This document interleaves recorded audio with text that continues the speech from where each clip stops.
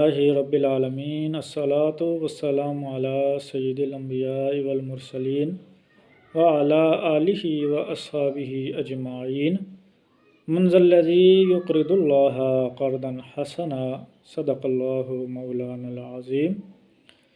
اصلاح معاشرہ پر لب کشائی کرنے کے لیے حاضر خدمت ہیں۔ آج کا ہمارا نقطہ نظر ہے قرض لینے دینے میں بے اعتدالیاں۔ علم کلام میں انسان کی یہ تعریف کی گئی ہے کہ جو دوسروں کا محتاج ہو۔ ہم ظاہری زندگی ظاہری دنیا میں رہ رہے ہیں تو اپنی ضروریات کو مد نظر رکھتے ہوئے ہم ایک دوسرے کے محتاج ہیں۔ کسی نہ کسی صورت میں ایک انسان دوسرے انسان کا محتاج رہتا ہی ہے۔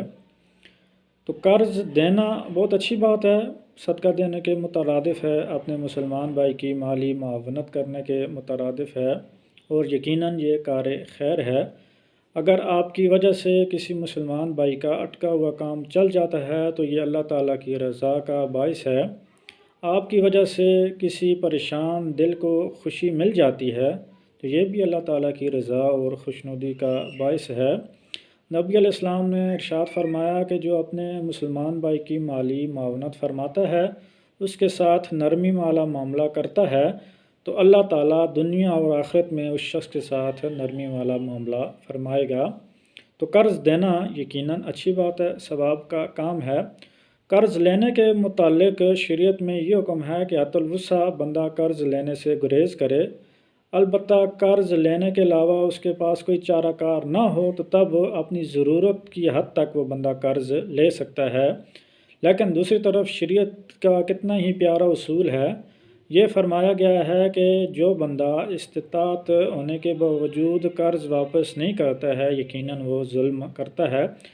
تو ہمارے معاشرے کا بنیادی طور پر اور مجموعی طور پر یہ المیہ بنتا جا رہا ہے، معاشرتی برائی بنتی جا رہی ہے کہ قرض لے کر لوگ بر وقت یا تو اس کو واپس نہیں کرتے ہیں یا تو سرے سے واپس نہیں کرتے ہیں، اور قرض خواہ کو چکر پر چکر لگواتے رہتے ہیں، اور یہ یقیناً معاشرتی برائی ہے اور بڑی ہی معیوب بات ہے۔ تو یاد رکھیے گا کہ شریعت میں جو قرض ہوتا ہے یہ ہمیشہ مؤجل ہوتا ہے۔ مثال کے طور پر اگر آپ نے کسی سے قرض لیا 1 ماہ کے لیے یا 3 ماہ کے لیے، تو وہ جو بندہ ہے قرض خواہ ہے وہ 10 دن کے بعد بھی مطالبہ کر سکتا ہے، وہ تو کسی بھی ٹائم آپ سے لے سکتا ہے۔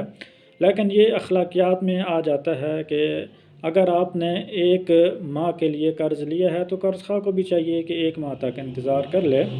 لیکن 1 ماہ کے بعد مثال کے طور پر قرض دار سے قرض واپسی کی کوئی صورت نہ بن پائی تو اس کے لیے اس کا یہ اخلاقی فرض بنتا ہے تو وہ 1 دن پہلے قرض خواہ کو یہ بتا دے اور اس سے یہ معذرت کرے کہ بھائی جان فلانے ٹائم تک میں نے آپ سے قرض لیا تھا لیکن ابھی تک کوئی صورت بن نہیں پا رہی، تو لہٰذا آپ مجھے مزید مہلت دے دیں۔ یقیناً امید ہے کہ قرض خواہ مہلت دے بھی گا اور اس کو خوشی بھی ہوگی کہ چلیں اس نے خود رابطہ کر لیا ہے۔ لیکن المیہ یہ ہے، ایک تو ٹائم پر لوگ قرض واپس نہیں کرتے ہیں، دوسرا جب قرض خواہ ان کو فون کرتا ہے تو وہ آگے سے فون ہی نہیں اٹھاتے ہیں، ٹال مٹول کرتے ہیں تو اس کو چکر پر چکر لگواتے ہیں، تو یقیناً یہ بری بات ہے۔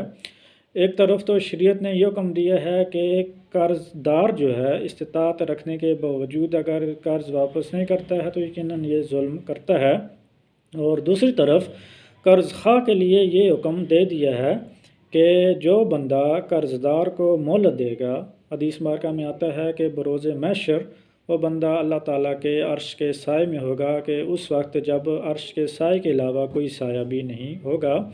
تو قرض خواہ اگر دیکھے کہ قرض دار مجبور ہے یا اس سے کوئی قرض واپس کرنے کی ترکیب نہیں بن پا رہی تو اس کے لیے بھی یہ حکم ہے کہ وہ قرض دار کو مہلت دے دے، اور یقیناً یہ بھی اللہ تعالیٰ کی رضا کا باعث بنتا ہے۔ تو اللہ تعالیٰ سے دعا ہے کہ اللہ تعالیٰ ہمیں قرض لینے دینے میں بے اعتدالیوں سے بچائے اور قرض داروں کو قرض سے خلاصی عطا فرمائے، اور ہمیں شریعت اسلامیہ کے اصولوں کے مطابق زندگی گزارنے کی توفیق عطا فرمائے۔ وآخر دعوانا ان الحمد للہ رب العالمین۔